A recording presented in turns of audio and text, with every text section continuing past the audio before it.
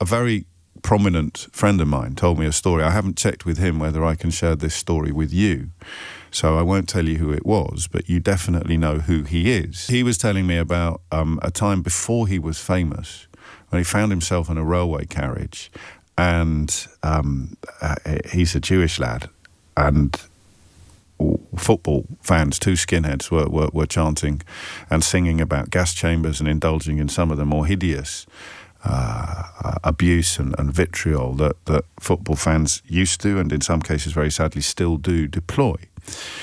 And he boiled over and shouted from the other end of the rail carriage, "Can you please stop that, please?" Everybody else kind of went silent, but one of the skinheads comes stalking down the train towards him and sort of pokes him on the forehead with his finger, asking him if he is Jewish, and he goes, "Yes, I am, actually."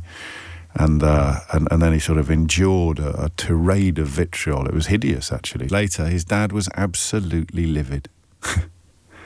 His dad said, you silly boy, you could have got into so much trouble. You could have got into so... I was admiring, but also sympathetic to his father's position, because you can't always stand up to bullies. And in those circumstances, I don't think he'd do it now, and partly because he'd be too famous. But in those circumstances, what would you advise your friend to do?